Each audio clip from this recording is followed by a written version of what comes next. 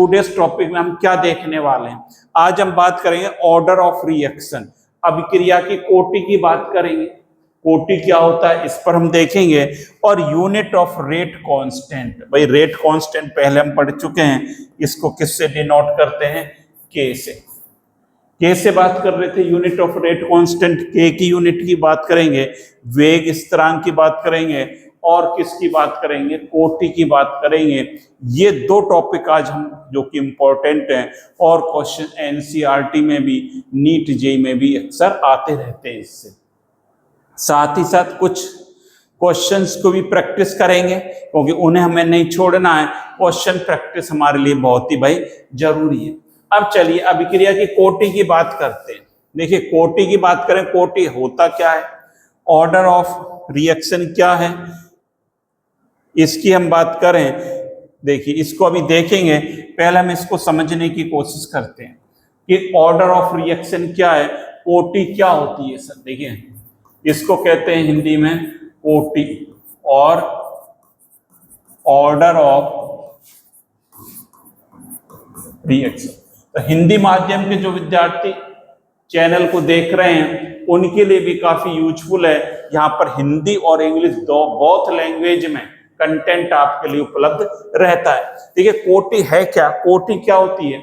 आपने कोई रिएक्शन पढ़ी, जैसे हमने पढ़ा मैं इस प्रकार से लिख देता हूं, AA plus BB is equal to क्या बना? उत्पाद बना सर, जिसको कहते हैं भाई क्या बना? ये प्रोडक्ट बना। ये रिएक्शन हम पढ़ते हुए हैं। ये क्या कहलाते हैं? इस साइड वाला जो भाग है वो क्या कहलाता है सर? ये क्रियाकारक कहलाता है, रिएक्टेंट हिंदी में कहें तो क्रियाकारक, और भाई इंग्लिश में क्या कहलाता है? रिएक्टेंट कहलाता है। और ये वाला भाग आपको पता है उत्पाद कहलाता है। तो कोटि क्या होता है? अभिकारक या क्रियाकारक की इनकी सांद्रता की घातों का योग होता है। पहली बात क्या बात बोली भाई मैंने, कि क्रियाकारकों की सांद्रता के घातों का योग, क्रियाकारक की जो सांद्रता है उसके घातों का जो योग है, वेग नियम में, रेट ऑफ लॉ में, रेट लॉ में जो उसकी सांद्रता के घातों का योग है भाई वो क्या कहलाती है? कोटि कहलाती है। कैसे? अब यहां पर देखिए, इसके लिए रेट ऑफ रिएक्शन क्या होगी? रेट ऑफ रिएक्शन जिसको कहते हैं अभिक्रिया वेग, अभिक्रिया वेग बोला जाता है। रेट ऑफ रिएक्शन की मैं बात करूं तो इसके लिए हम क्या लिखेंगे? ये लिख सकते हैं, देखिए क्या लिख सकता हूं, A की सांद्रता X और B की सांद्रता क्या लिख सकते? Y लिख सकते, ऐसा लिख सकता हूं। A की सांद्रता मैंने क्या लिखी? X लिखी, और B की सांद्रता क्या लिखी? Y लिखी। रेट लॉ की हम बात कर रहे हैं, अभी बात करेंगे। देखिए सांद्रता को सर इससे यहां से लिखते थे, ये जो कोफिशिएंट है सर इसको लिखते थे। भाई इसकी भी अभी बात करेंगे, हम चर्चा कर चुके हैं, आप बात समझ रहे होंगे। और क्या लिख सकते हैं? देखिए ROR बराबर K, A की पावर क्या लिख सकता हूं? X और B की पावर, A की सांद्रता X और B की पावर क्या लिख सकता हूं? सांद्रता Y लिख सकता हूं मैं यहां पर। अब यहां पर देखिए,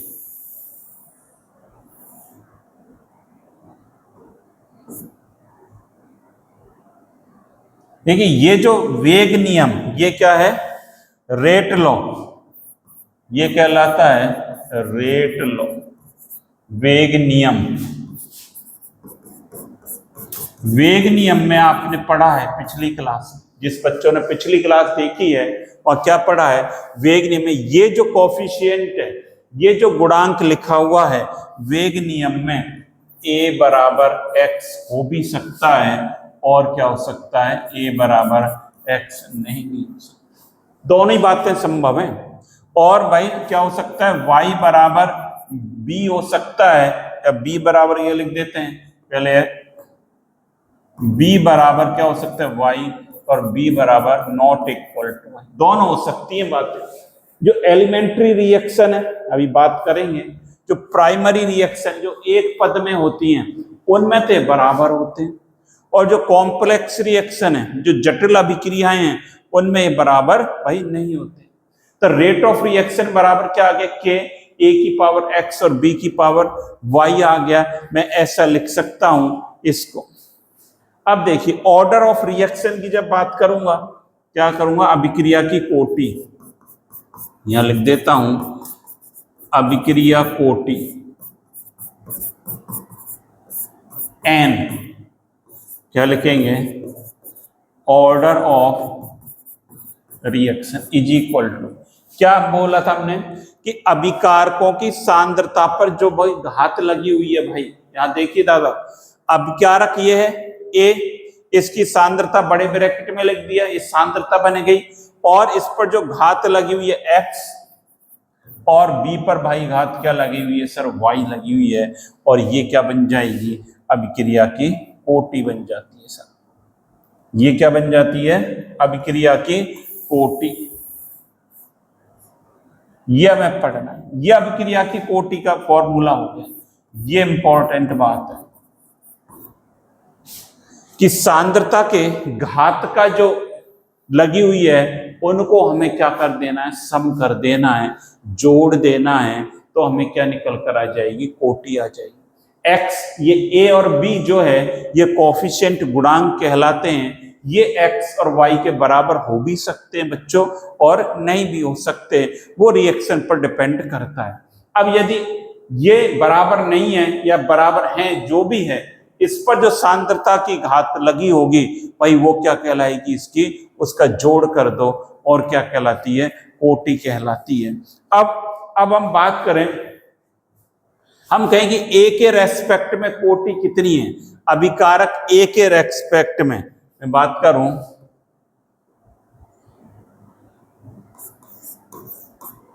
क्या करूं, यहां लिख देते हैं, ए के रेस्पेक्ट में कोटि कितनी है, एक्स। ए के रेस्पेक्ट में कोटि ए है, एक्स है, और order with respect to B क्या कर दूं, ऑर्डर विद रेस्पेक्ट बी, तो वो यहां पर क्या आएगा, वाई क्या आएगा। कोटि जो है ए के रेस्पेक्ट में, ए के लिए कोटि भाई कितनी होगी, एक्स होगी। बात आप समझ रहे होंगे कि ए के रेस्पेक्ट में एक्स है कोटि, क्योंकि इसकी पावर भाई कितनी लगी हुई है, एक्स लगी हुई है, और बी की पावर भाई कितनी लगी हुई है, वाई लगी हुई है। तो ए के रेस्पेक्ट में क्या हो गई, एक्स हो गई, और बी के रेस्पेक्ट में भाई कोटि कितनी हो गई, वाई हो गई। सर ये बात हमारी बहुत ढंग से अच्छी तरह से समझ में बैठ चुकी है कि घातों को जोड़ना है और हमें कुछ नहीं करना है, तो हमारी कोटि निकल कर आ जाती है। अब ए और बी के रेस्पेक्ट में कोटि की बात हमने कर ली कि ए के रेस्पेक्ट में क्या होगी कोटि, आपने देख लिया एक्स होगी, और बी के रेस्पेक्ट में क्या होगी, वाई होगी। अब देखिए अभिक्रियाएं दो प्रकार की हैं। देखिए अब ये जो कोटि है, ये भी और समझ लें, ये जो कोटि है ये क्या हो सकती है, ये प्रायोगिक मान है, प्रायोगिक वैल्यू है। ये कोटि क्या है, प्रायोगिक वैल्यू है। ये माइनस भी हो सकती है, प्लस भी हो सकती है, और पॉजिटिव नेगेटिव दोनों हो सकती है, और फ्रैक्शनल में भी हो सकती है, भिन्न में भी हो सकती है, जीरो भी हो सकती है। पहली बात, कोटि जीरो, प्लस, माइनस और फ्रैक्शनल में भी हो सकती है। दूसरी बात, ये एक्सपेरिमेंटल वैल्यू है। कैसी वैल्यू है, ये क्या है, एक्सपेरिमेंटल वैल्यू है। तीसरी बात, ये एलिमेंट्री और कॉम्प्लेक्स दोनों प्रकार की अभिक्रियाओं के लिए निकाली जा सकती है।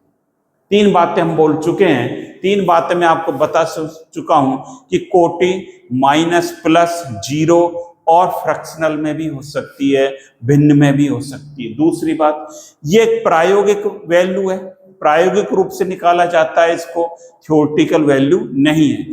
तीसरी बात, ये एलिमेंट्री और कॉम्प्लेक्स, दोनों प्रकार की अभिक्रियाओं के लिए इसका मान क्या कर सकते हैं, हम निकाल सकते हैं। कोटि का मान दोनों प्रकार की अभिक्रियाओं के लिए निकाला जा सकता है। तो ये तीन बातें हमने यहाँ पर देखी कि कोटि जो है किस प्रकार से निकाली जा सकती है। और चौथी इंपॉर्टेंट बात क्या है, यदि जो अभिक्रिया कई पदों में होती है तो उसे जो धीमा पद होता है वो रेट डिटरमाइनिंग स्टेप होता है, उससे कोटि का निर्धारण होता है। अब देखिए यहां पर मैं बात कर रहा हूं टाइप्स ऑफ रिएक्शन, हमें पढ़ना नहीं है, थोड़ा सा ही देखेंगे। टाइप्स ऑफ रिएक्शन, देखिए दो प्रकार की अभिक्रियाएं होती हैं। एक कौन सी होती है, मैं बात करता हूं। अब ये क्या टाइप्स ऑफ रिएक्शन, अभिक्रिया प्रकार की बात कर रहा हूं। अभिक्रिया प्रकार इसलिए कर रहा हूं क्या कोटि को हमें समझना है। एक अभिक्रिया एलिमेंट्री, एलिमेंट्री का मतलब प्राथमिक, प्राथमिक अभिक्रिया है भैया एक। और दूसरी अभिक्रिया है भाई कौन सी है, कॉम्प्लेक्स रिएक्शन है। इसको क्या कहते हैं दादा, इसको कहते हैं भाई जटिल अभिक्रिया कहते हैं।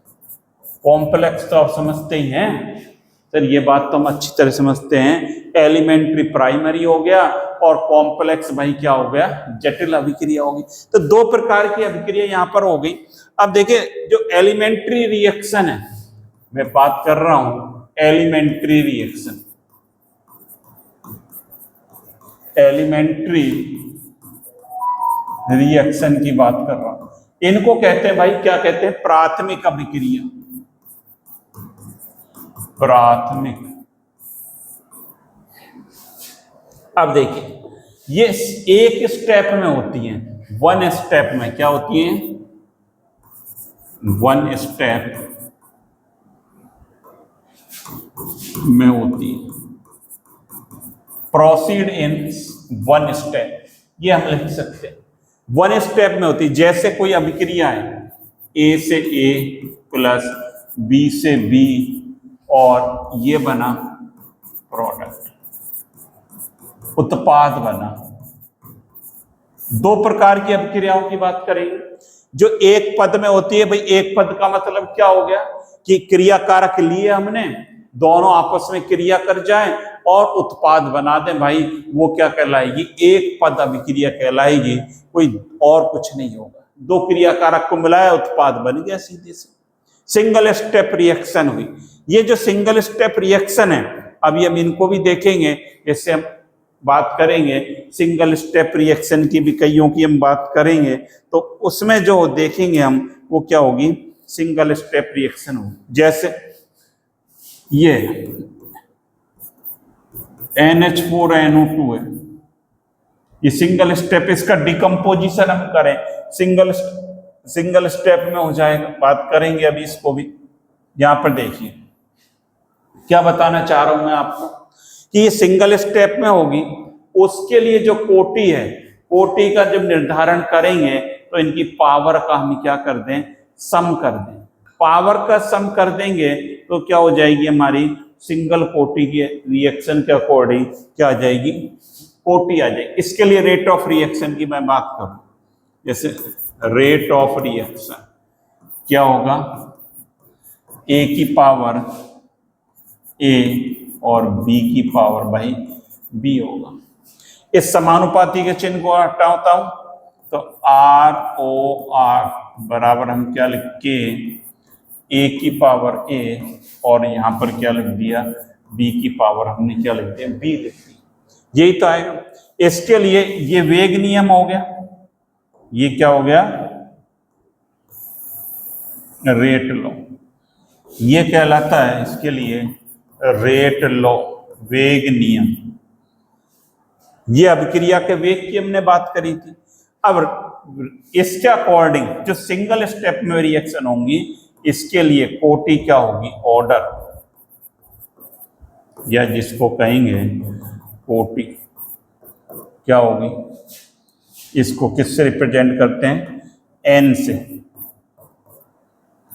A प्लस बी होगी, ये होगी। क्या हो जाएगी, a प्लस बी। ये निकलकर इसके लिए आ जाएगा, इसको आप नोट कर लें। इसके लिए हम कोटि की जब बात करेंगे तो क्या हो जाएगी, a प्लस बी।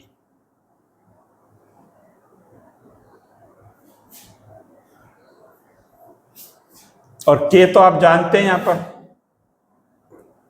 के क्या है, वेग रेट कांस्टेंट कहलाता है, रेट कांस्टेंट, ये के कहलाता है, रेट कांस्टेंट। तो इतनी बात को नोट कर लें आप, पहले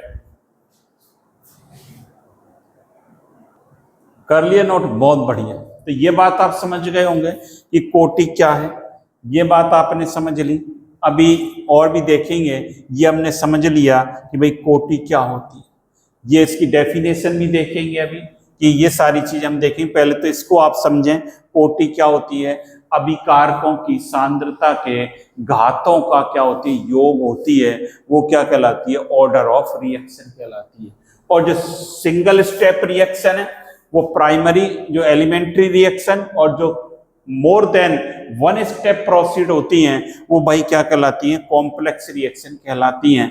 तो जो सिंगल स्टेप रिएक्शन है, इनमें जो कोफिशिएंट होता है उसका ही इसका योग कर दिया जाता है। अब बात करें कॉम्प्लेक्स रिएक्शन की, देखिए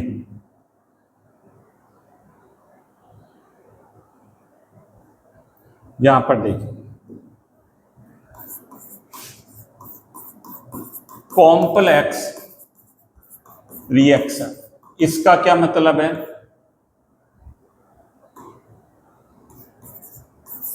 कॉम्प्लेक्स रिएक्शन का क्या मतलब है, जटिल अभिक्रियाएं। क्या कहते हैं भाई इनको, भाई इनको कहते हैं जटिल अभिक्रिया, इसका नाम ही कॉम्प्लेक्स है।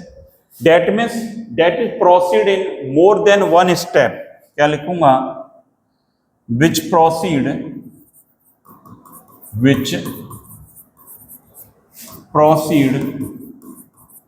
more than one step, जो एक से ज्यादा पदों में संपन्न होती हैं। तो जटिल अभिक्रियाएं भाई कौन सी कहलाती हैं सर, जो अभिक्रियाएं एक से अधिक पदों में संपन्न होती हैं, जटिल अभिक्रियाएं कहलाती हैं। जैसे देखो, ए से क्या बना, डी बना, ये रिएक्टेंट, और ये क्या है हमारा उत्पाद। अब कॉम्प्लेक्स क्या है सर, इसमें कॉम्प्लेक्स क्या है भाई, यहां पर ये ए से डी एक ही स्टेप में नहीं बन गया, ये कैसे बना, पहले ए से बी बना, ये फर्स्ट स्टेप है, स्टेप फर्स्ट हुआ। फिर बी से क्या बना, सी बना, और स्टेप थर्ड में सी से भाई क्या बना, डी। इस प्रकार से ये रिएक्शन चलती है।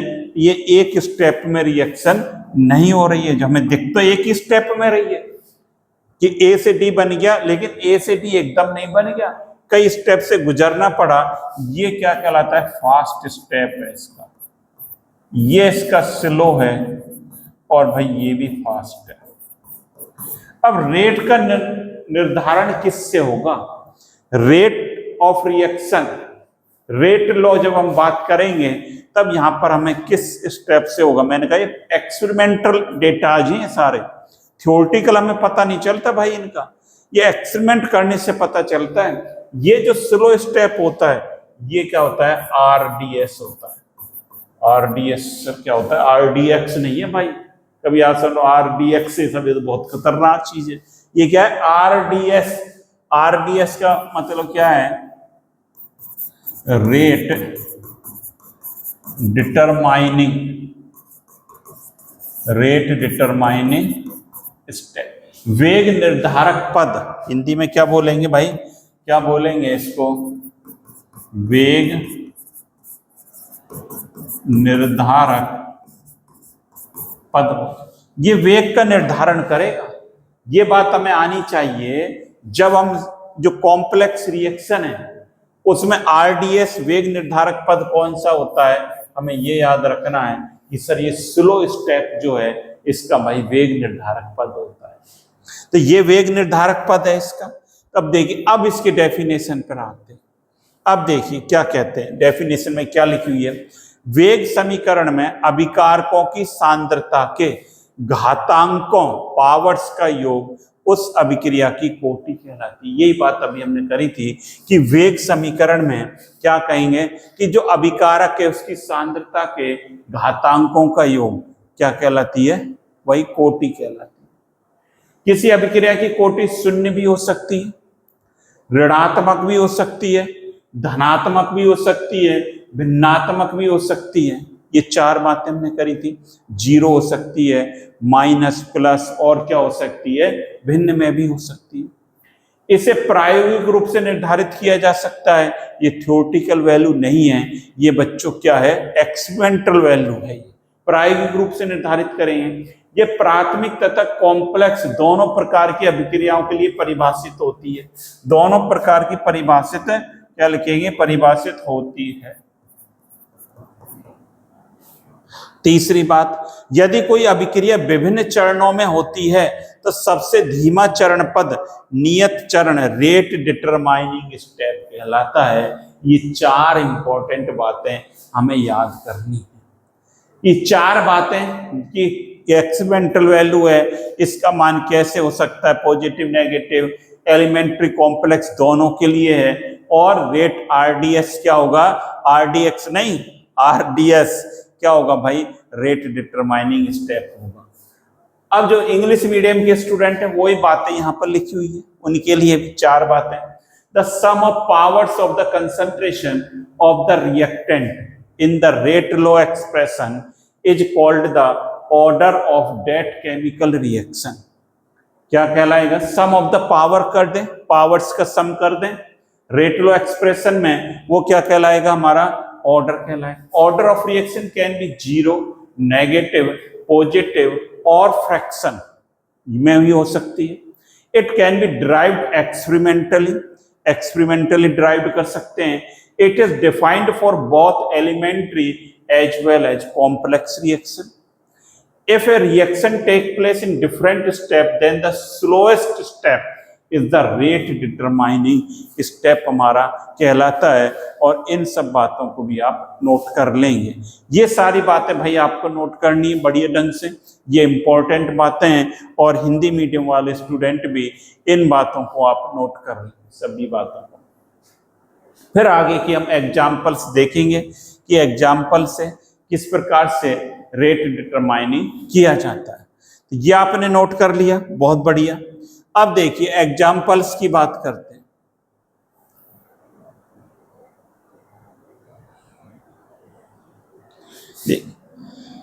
देखिए ये है thermal decomposition of N2O5, nitrogen pentoxide का ऊष्मीय अपघटन।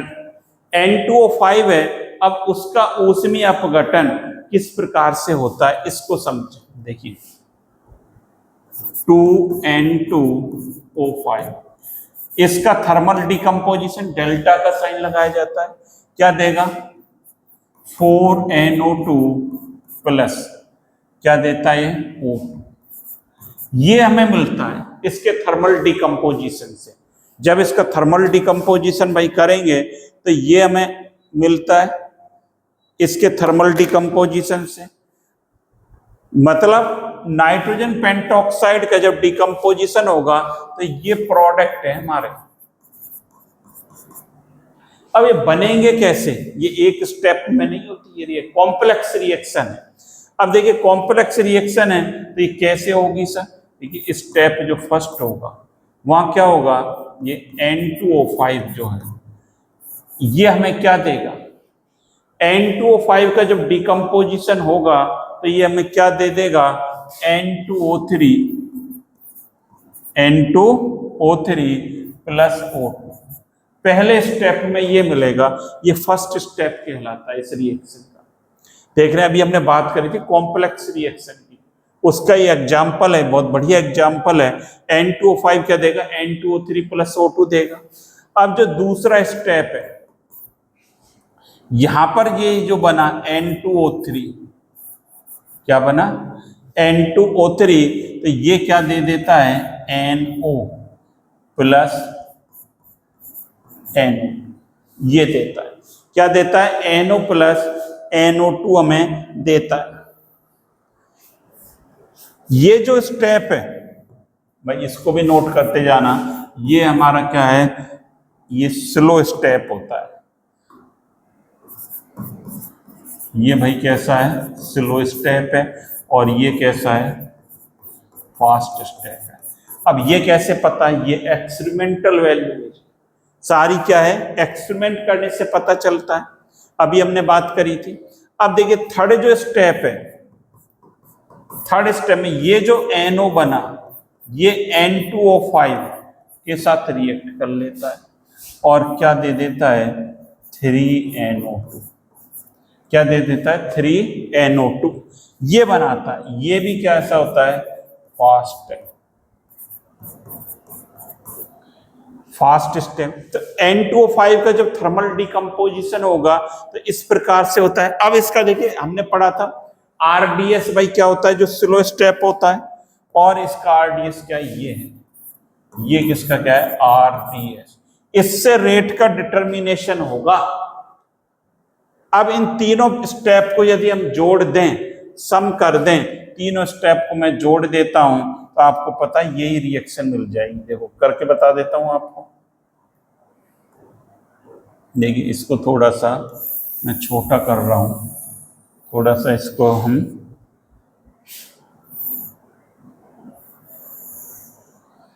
इधर कर देते। देखिए भाई ये स्टेप, ये रिएक्शन लिखी हमने। अब इसका सम कर देते हैं, कैसे,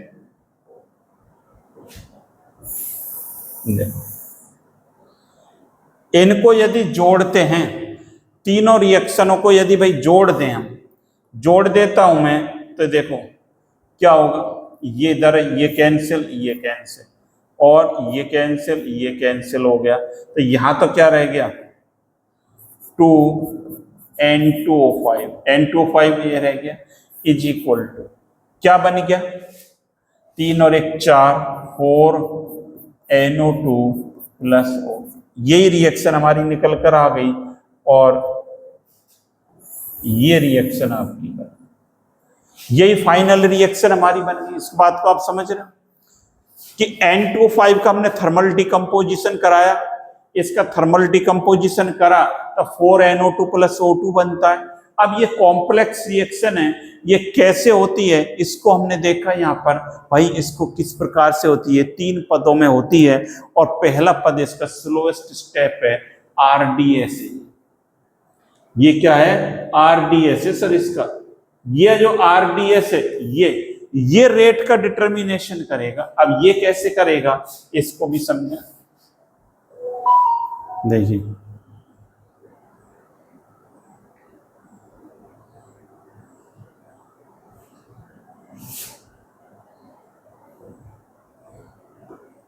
ये था N2O5, पहला पद क्या दे रहा था, ये देखिए पहले पद में हमें क्या मिल रहा था, ये N2O3 प्लस क्या मिल रहा था O2, N2O3 और प्लस O2। भाई ये कैसा पद था, ये था स्लो, और यही क्या है RDS। वेग निर्धारण पद यही है, जो स्लो स्टेप है वो क्या कहलाएगा, वेग निर्धारण पद कहलाएगा। और जब रेट लिखेंगे इसके लिए, वेग लिखेंगे, तो बताओ अब क्या लिखेंगे। अब आप सोच कर बता दो मुझे क्या लिखेंगे। अब बताइए क्या लिखूंगा, क्या लिखूंगा K N2O5। यदि आप ऐसा सोच रहे तो बहुत बढ़िया, आप समझ रहे हैं। K लिखा हमने N2O5, और इसकी घात यहां पर कितनी है भाई 1 है, तो ऑर्डर इसके लिए कोटि इस अभिक्रिया के लिए कितनी हो गई सर 1 हो। घातों का योग ही तो होता है भाई कोटि। तो कोटि निकालते कैसे उस चीज को हमने सीखा है भाई। कि कोटि का निर्धारण कैसे होगा। यहाँ कोटि का निर्धारण कैसे होगा, जो कॉम्प्लेक्स रिएक्शन है उनमें जो स्लोएस्ट स्टेप है, जो सबसे धीमा पद है, वो वेग निर्धारण पद होता है, रेट डिटरमाइनिंग स्टेप होता है, उससे भाई कोटि का निर्धारण कर लिया जाता है। तो इंपॉर्टेंट है, नोट करें, फिर अगले एग्जाम्पल की ओर चलेंगे।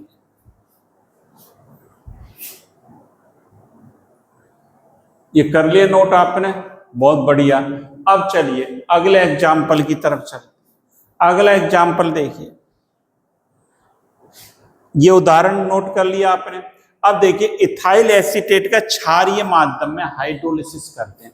अब इथाइल एसीटेट क्या होता है, एथिल एसीटेट क्या होता है, CH3COO C2H5 होता है। ये इथाइल एसीटेट कहते हैं, इसको एथिल एसीटेट ये भी बोला जाता है, एथिल एसीटेट भी बोला जाता है। एक ही बात है, इथाइल कहते हैं चाहे एथिल कहते हैं।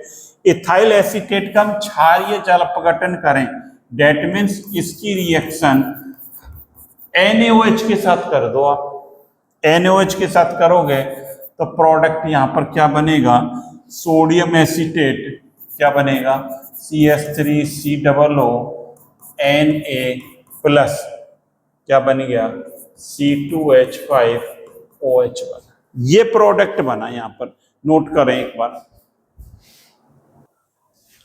कर लिया, बहुत बढ़िया। इथाइल एसीटेट के NaOH के साथ रिएक्शन कराई तो ये बना। अब इसके लिए रेट ऑफ रिएक्शन लिख लो, ROR बराबर क्या लिखूंगा, K CH3COO C2H5 और NaOH। इनकी घात कितनी लगी हुई है भाई, एक एक लगी हुई है। दोनों पर घात कितनी लगी हुई है, एक एक घात लगी हुई है। तो ऑर्डर ऑफ रिएक्शन क्या हो जाएगा, इसकी कोटि क्या हो जाएगी सर, अब नोट कर लो, ऑर्डर ऑफ रिएक्शन बराबर क्या हो गया, 1 + 1 बराबर 2। तो कोटि क्या हो गई इसकी, ऑर्डर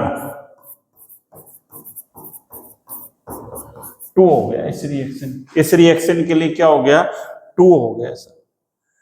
अगला देखिए, NH4NO2 का ऊष्मीय अपघटन कराया जाए, NH4NO2 का ऊष्मीय अपघटन कराएं। ये था NH4NO2।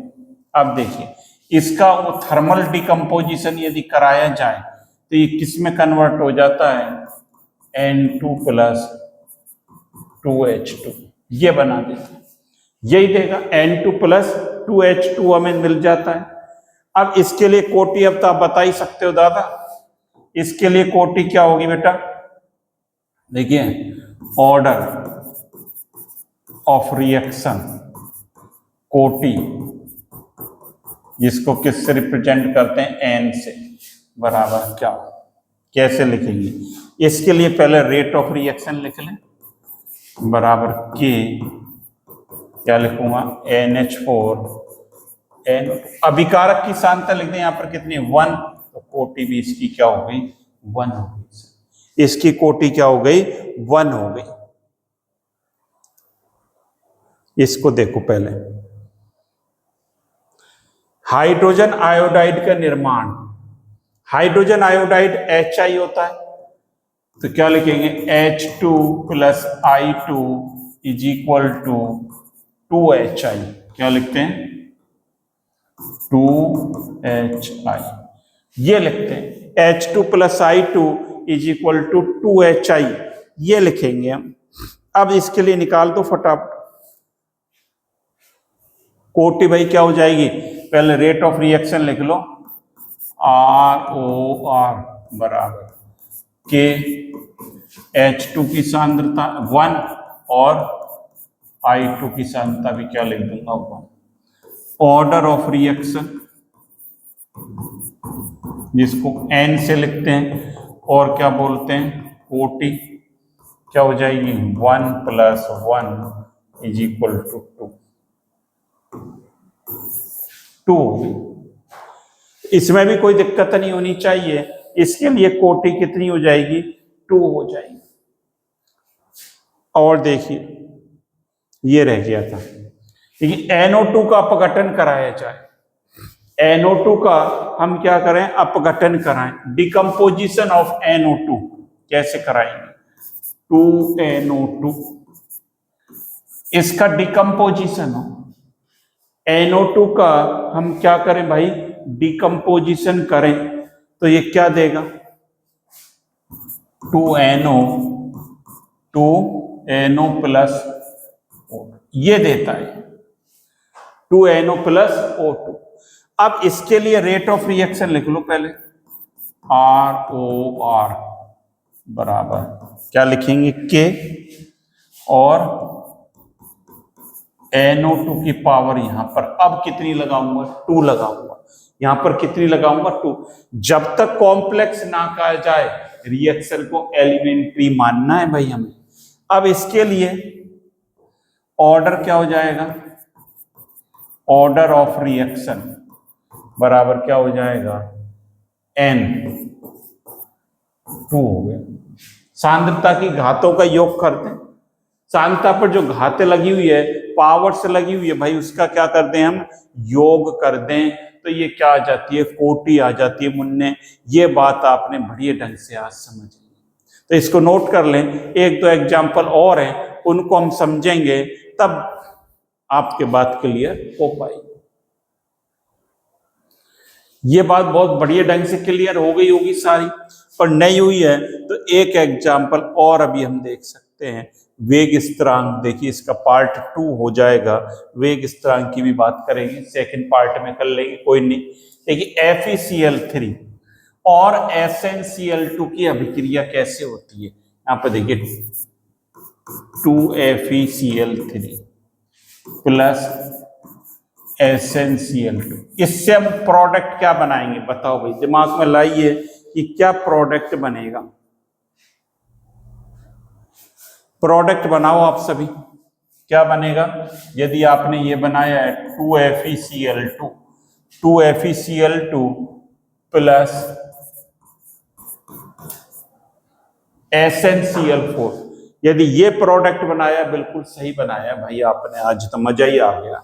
इसको देखकर यदि आपने सही कर दिया तो बहुत मजा ही आ गया, तो यदि आपने सही लिखा है तो।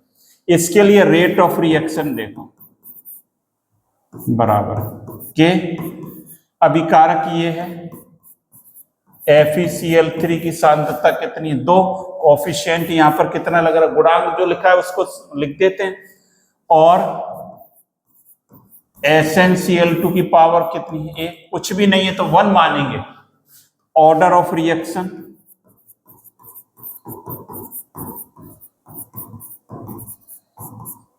कोटि भाई, इसके लिए कितनी हो जाएगी, 2 + 1 बराबर कितनी हो गई, 3 हो गई, और ये मजा आ गया, कितनी हो गई भाई, इसके लिए कोटि 3 हो जाएगी। तो ये आज कोटि को ही समझ लिया आज आपने, एक कोटि क्या होती है, इस बात को हमने समझा कि अभिक्रिया की कोटि कैसे निकालेंगे, कई एग्जाम्पल से देखा, और इसका नेक्स्ट वीडियो बना देंगे, वेग स्थिरांक की जब बात करेंगे, और उसके कुछ एक दो न्यूमेरिकल्स भी हैं, तो उसको सेकंड स्टेप में ले लेंगे, क्योंकि वीडियो काफी लंबा हो जाता है। तो ये इसमें देखिए, तो ये आज आपने सारी बातें सीख ली। सेकंड स्टेप इसका पढ़ेंगे बच्चों, अभी इसका रेट कांस्टेंट अगले उसमें पढ़ लेंगे कि वेग, पहले आज हमने यही समझ लिया कि सर कोटि क्या होती है, इसको बढ़िया ढंग से आपने समझा कि कोटि क्या है, और इसको हम कैसे निकालते हैं। तो सिंपल सी बात है भाई, कोटि का निर्धारण करना हो तो अभिकारक की जो सांद्रता है उसकी पर जो घात लगी हुई है, पावर्स लगी हुई है, उसका सम कर देंगे। ये एक प्रायोगिक वैल्यू है, एक्सपेरिमेंटल वैल्यू है। कोटि भाई क्या हो सकती है, कोटि 0 भी हो सकती है, 1 भी हो सकती है, मतलब पॉजिटिव भी हो सकती है, नेगेटिव भी हो सकती है, और फ्रैक्शनल में भी हो सकती है। तीसरी बात हमने क्या देखी कि कोटि का निर्धारण जो है, ये बात हमने करी थी यहाँ पर कि कोटि का निर्धारण जो जटिल अभिक्रियाएं हैं भाई जो जटिल अभिक्रियाएं हैं उनमें कोटि का निर्धारण कैसे करते हैं, जो स्लोएस्ट स्टेप होता है, सबसे धीमा पद होता है, भाई वो कोटि का निर्धारण करता है। उदाहरण में आपने देखा भी था। तो ये मोटी मोटी बातें आपको याद रखनी है और कोटि को हमें याद करना है और एग्जाम के लिए इम्पोर्टेंट है। तो आज आपने इतना पढ़ लिया और इसका सेकंड पार्ट का वीडियो कल आपको मिलेगा, जिससे आपको सारे कंसेप्ट और क्लियर होंगे। तो थैंक यू स्टूडेंट्स, लगातार बने रहें और ज़्यादा से ज़्यादा भाई स्टूडेंट्स को आप शेयर करते रहें और कमेंट्स बॉक्स में मुझे बताते रहें कि समझ आ रहा है हमारे, नहीं आ रहा है। और कोई प्रॉब्लम हो, आपको क्वेरी हो, तो आप कमेंट्स बॉक्स में लिख दें, जिससे उसका सॉल्यूशन आपको मिल सके। तो लगातार आप बने रहें और ज्यादा से ज्यादा स्टूडेंट्स को शेयर करते रहें। Thank you, have a nice day.